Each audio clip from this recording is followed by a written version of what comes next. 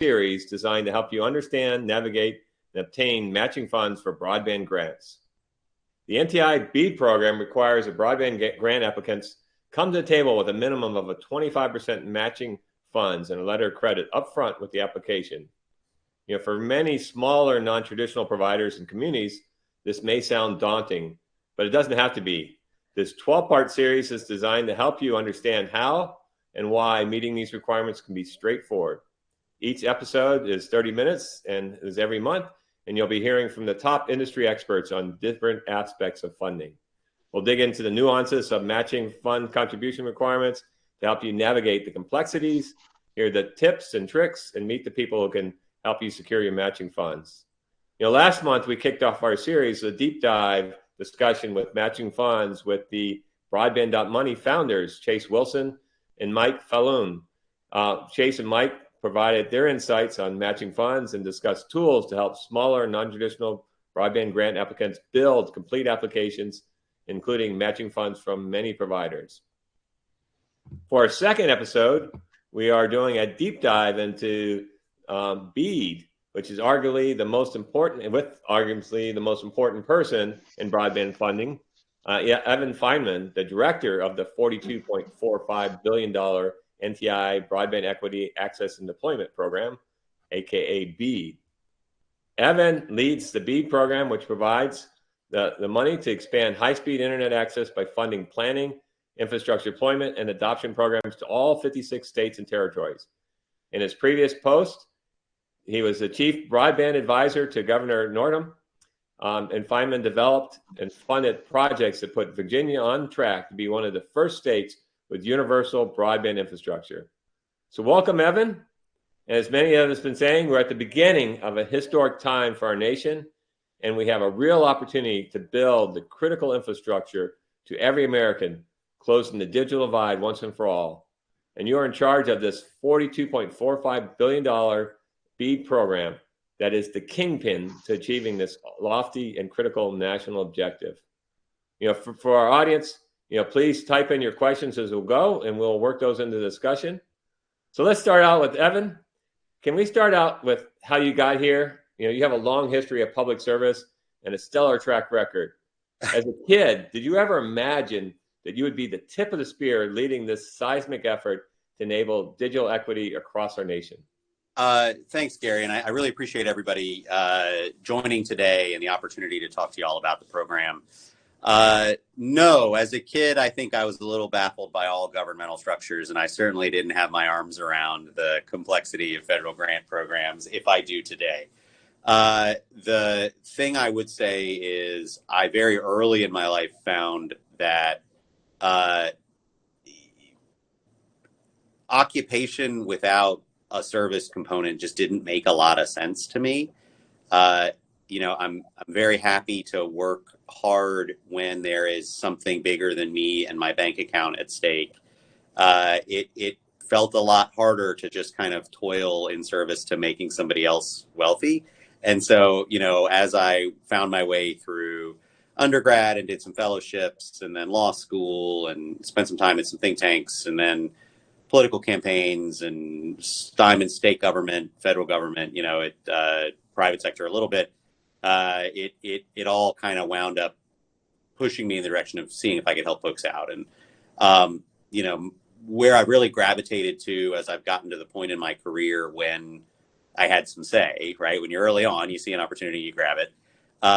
But economic development and infrastructure are the two places I've spent the bulk of my, the last decade of my career. And I find those to be incredibly fruitful places to work because they are two areas of public policy that are, nothing is untainted by our current partisan divide, but they are far less tainted by that divide.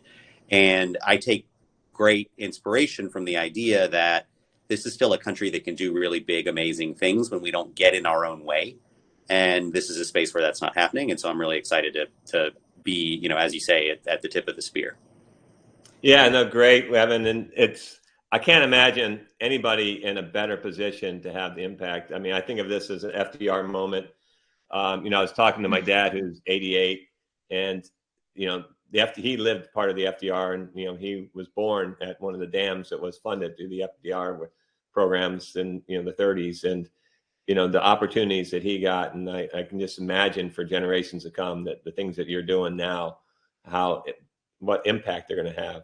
So let's just kick things off and start with the current status of BEAD. Last July we saw that all 56 states and territories opted in with their letters of intent, and then now everybody's got up to their $5 million of planning funds. They're working on their 5-year plans.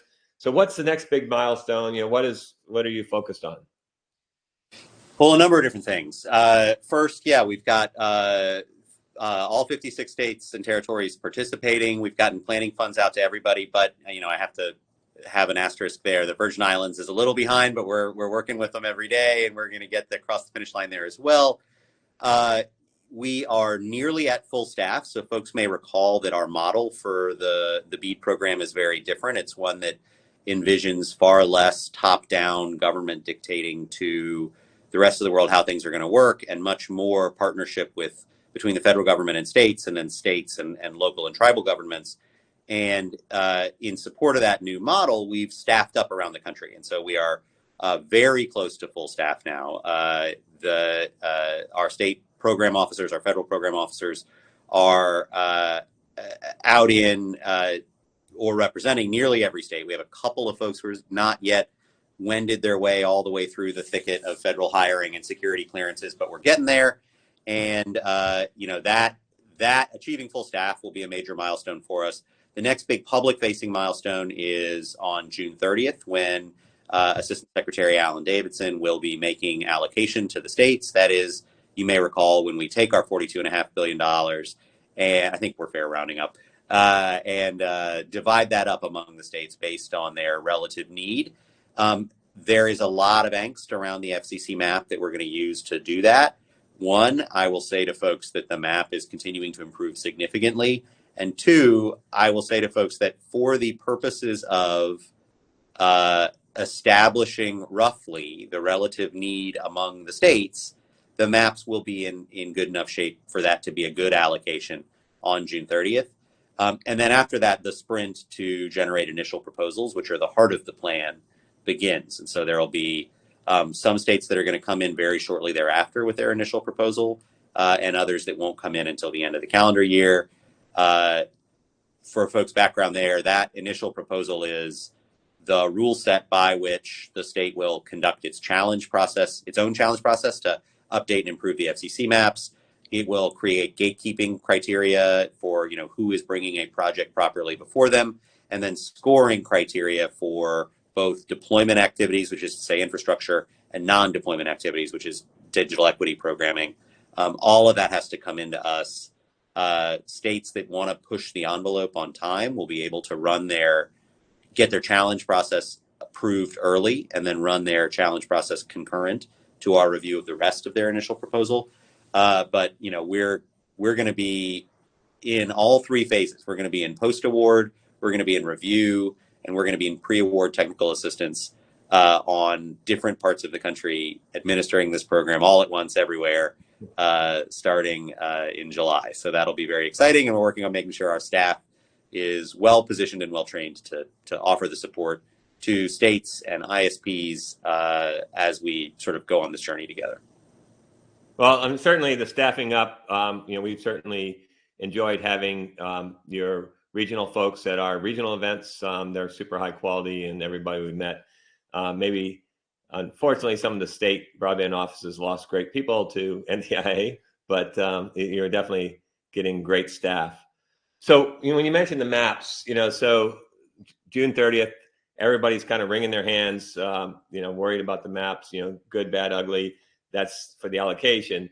But NTI, we've heard you guys say that you're going to correct the issues with the map. So it's one thing to do the allocation. The other thing is to rely on these maps as to who's really unserved. Yeah. And you're going to correct this through some different process. So what is that? And how do you see after that allocation? So states will be able to design, and we will put out a model that will have a little bit of choose your own adventure. So there may be different sections that they can put in depending on which direction they want to go and how much juice I can squeeze out of our technical assistance team between now and when we need to release the thing. But states will effectively have the opportunity to conduct their own challenge process that will be similar to the one the FCC has been running. It will begin with the FCC's map. So that is the baseline. But states will have the opportunity to apply their own policy lenses as well as their own data sets and means of evaluating that evidence that are not currently all contemplated by the FCC. And I don't want that to be heard as taking shots at the FCC, both because it's a tremendously challenging undertaking, right, to construct a map of every location in the United States and her territories. But secondarily, FCC has set about creating this map according to the statutory requirements that the Congress set before it, which predate the infrastructure law. And so the map wasn't built to serve BEAD. It was built to be the map. And then the map has a role in the infrastructure law in the BEAD implementation. But then what we wanted to do was make sure we could get closer to the ground, get in dialogue with communities, and figure out what the reality of connectivity at all these different locations was. And that'll mean ISPs will be able to bring additional data forward, because things will also have changed, by the way, since the most recent version of the map. It will mean that communities will be able to bring forward not individual speed tests, but large numbers of aggregated speed tests that follow good methodologies. They'll be able to go out and test receive signal strength on wireless provision of service. They'll be able to use existing state maps and say, well, these are constructed based on this information, and if it's sufficiently recent, we can use that evidence. All to come together and say, they'll be able to use scraped data from ISP websites, right? Saying we don't actually serve these locations. Great, good to know. And so there will be an opportunity to, the way Courtney Dozier, our deputy director, describes it as sort of ground truth those FCC maps in various communities. That's going to be a high effort exercise. We anticipate going to do stand-ups with blow-ups of the maps in as many communities as we possibly can. I would promise every county in the country, but the Midwest has just too many counties, right? There's like 200 in Iowa alone. And so we'll probably do some regional meetings, but we're going to get there. And one of the things that's really important is that both the ISP community and local elected and community leaders join us in that exercise, right? Y'all know where your networks are, and communities know where their houses are, and we don't. And so the only way we're actually going to make that work is if people buy into that process and engage. Yeah, I mean, the maps, it drives me crazy because, I look at I have a lake house in North Carolina that I can't go and work from because our incumbent service provider is providing 200 kilobits through DSL. And when I looked at the map, of course, CenturyLink says they're providing 200 kilobits to me, and they're honest, and that's all they're getting. Yet I had all these satellite guys, Starlink and Viasat and Hughes all say they're giving me 100 by 20. And also I had US Cellular saying they're giving me fixed wireless at 100 by 20. And I know that's a bunch of BS. So I ping US Cellular and say, well, here's my address. Are you going to give me your fixed wireless with all those 100 megabits? And they're like, well, we can't really do your address, even though they say it on the map. And but we can give you a 3G. And so every time you put a circle, anytime you put an antenna and draw a circle, you're going to relegate everybody in that circle, or some locations in that circle, to the wrong side of the digital divide, forever, by having this check mark saying you're served. So it's a really big issue. Yeah, and this is the exercise, that state challenge is the exercise by which we undo that. And I think if you see circles, that somebody has been inadequately rigorous. If somebody gets out there and they've got a really well-informed propagation map based on, excellent topographic understanding and what their signal is and what the foliage looks like, that's a wireless provider who's being a good actor. And so they're being honest about, or at least doing their best to be honest about where signal is and is not from that tower. It's very rare, right, that it actually propagates in a perfect circle. Well, you got foliage, you got topology, buildings, everything's trees.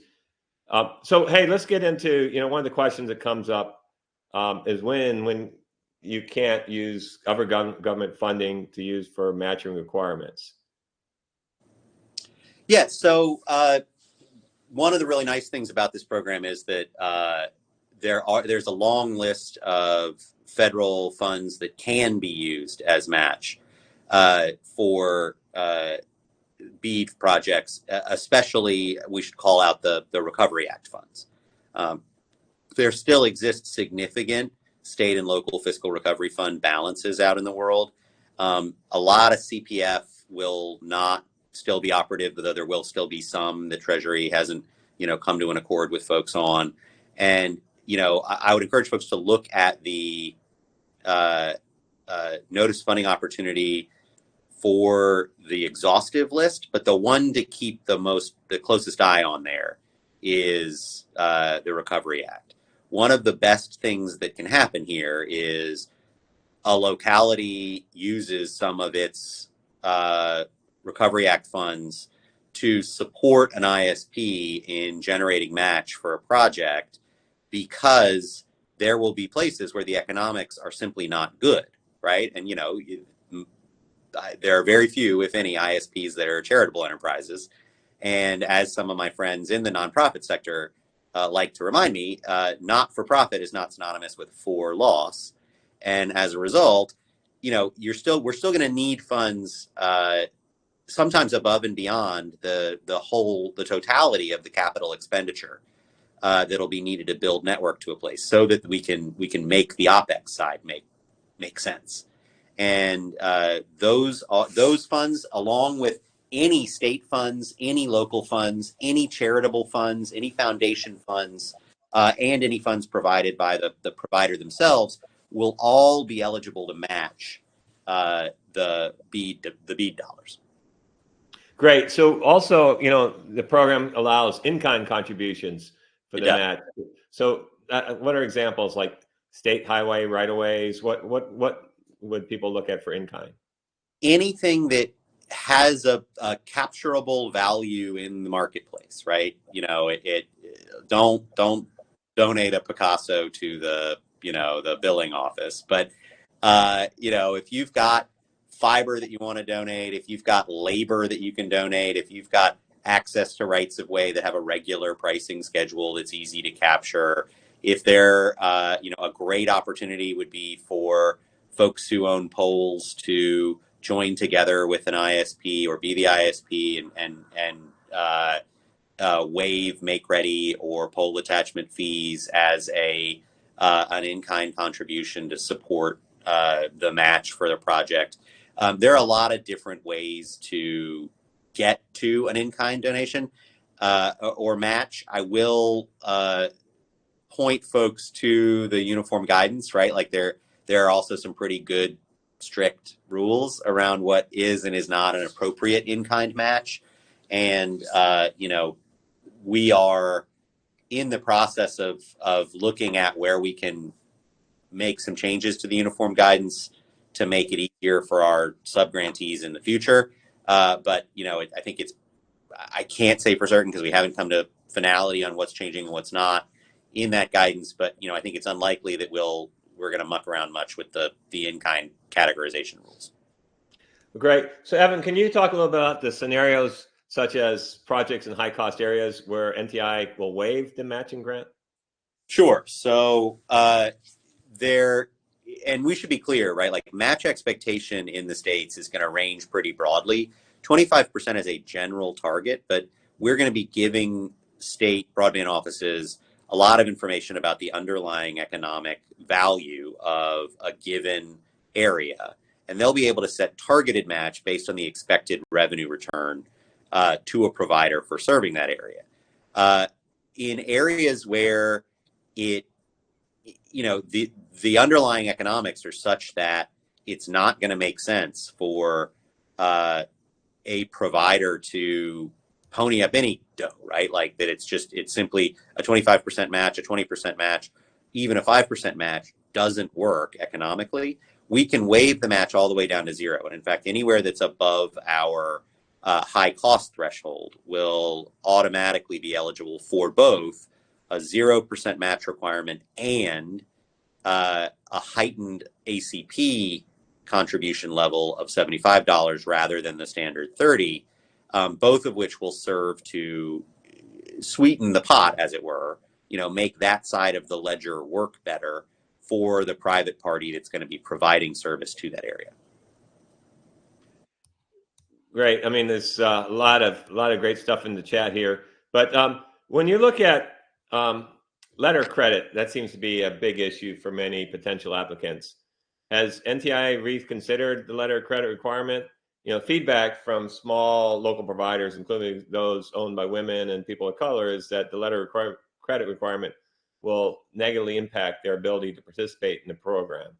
Can you provide some further insights and the thought process behind that requirement? Yeah, I mean, so we have two values that are in tension. We want the broadest universe of people and entities possible that can take on these projects and build them out. At the same time, it's very important for the program, for the people that each of these projects is going to serve, and for the state broadband offices who are going to have their hands quite full with successful projects that are moving forward, that we minimize the failure rate, right? Because every project that's undertaken will expend some funds prior to failing and then have to start back at square one with a new provider if it turns out that a provider doesn't have the wherewithal to undertake a project.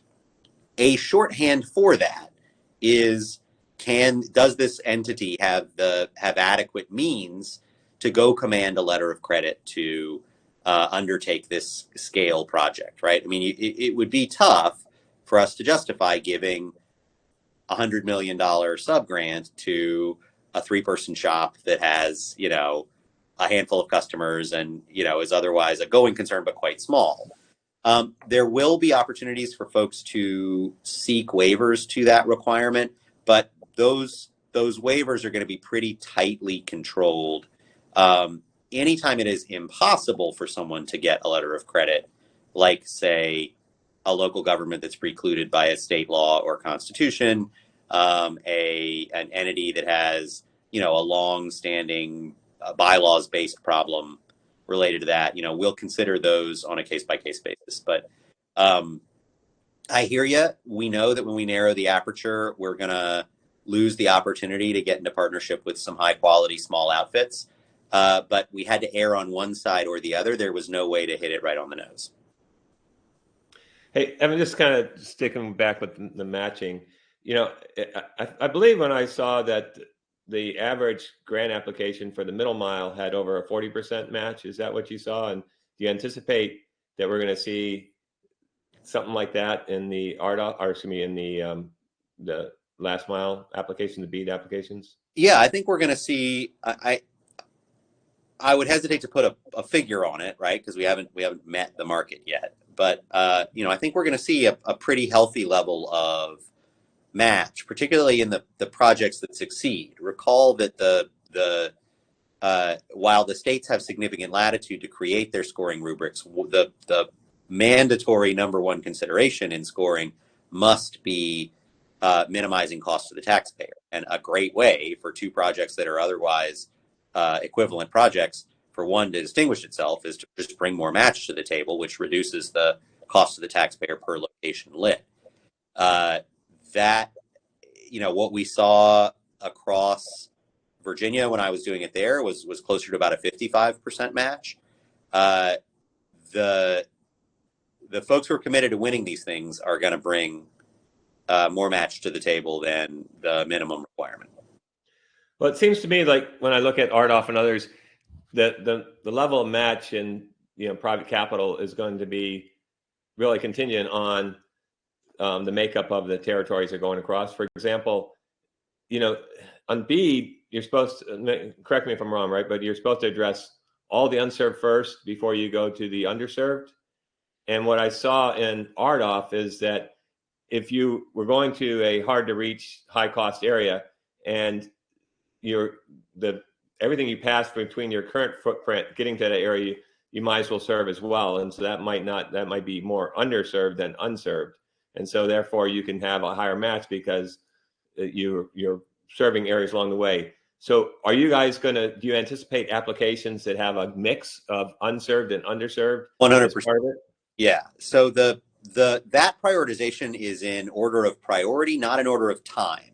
Okay. So you do not have to serve physically all of the underserved locations prior in time to funding projects that serve underserved locations. It should all happen at once.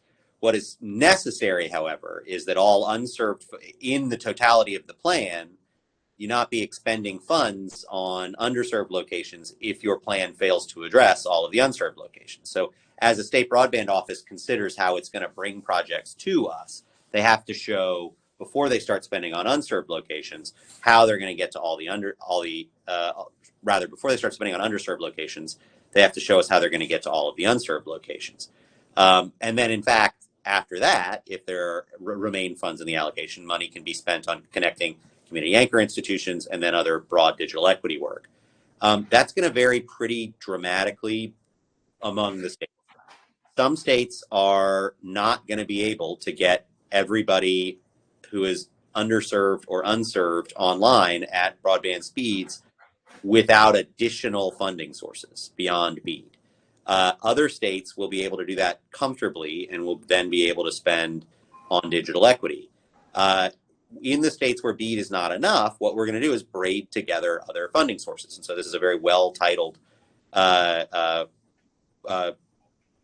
webinar today, right? Because what we can talk about is pulling in those other sources of match. And we want to get really creative here. I mean, it shouldn't just be other federal funding sources. It should be local general funds. It should be state general funds. It should be corporate social responsibility spending and foundation spending. It should be ISPs kicking in a match above and beyond, maybe through their own foundations, where it makes more sense for funds to come in from another source that then are a tax write-off, but further support deployment in an area where it might not otherwise work.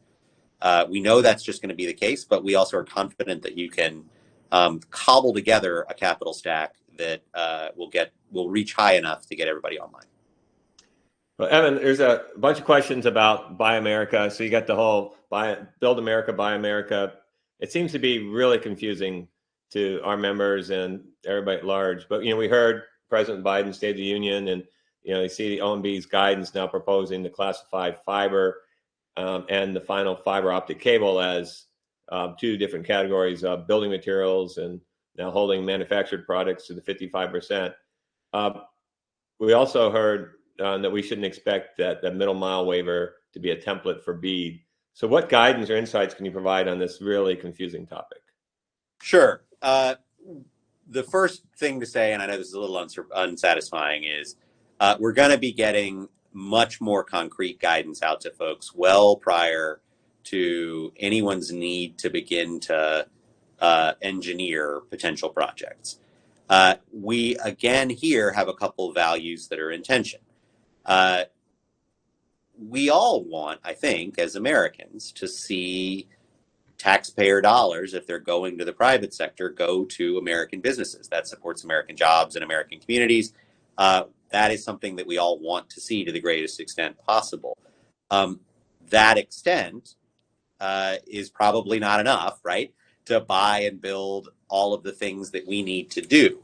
And so what we are seeking to do is make sure that we have both some de minimis flexibility so that folks don't need to track down the source for every nut, bolt, and screw that they've got working on a project, as well as some specific categories of situations and products that can be sourced from outside the United States, either on the basis of cost or non-availability.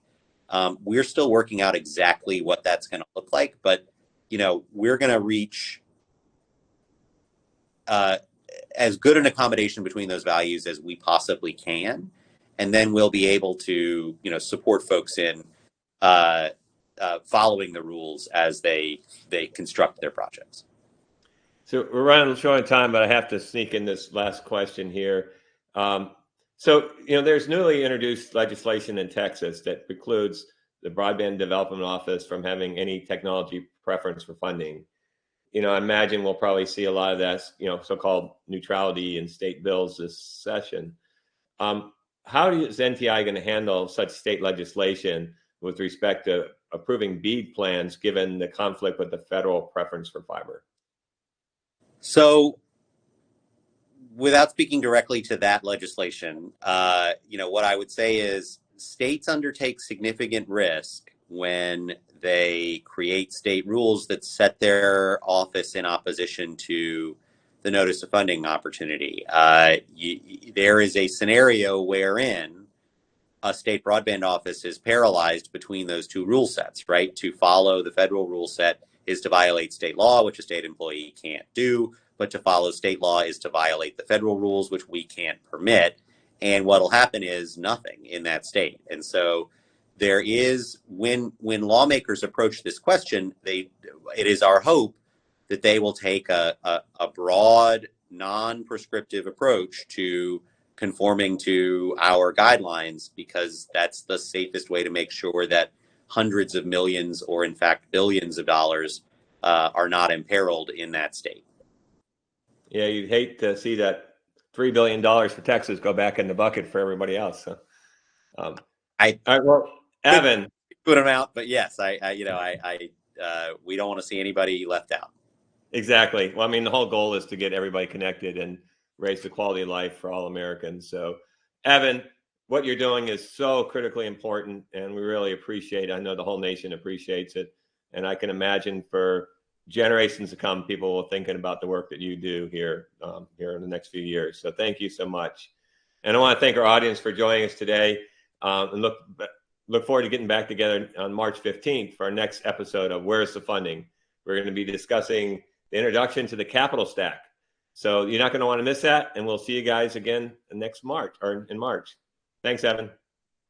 Thank you, Evan. Thanks, Gary. Thanks everybody for joining.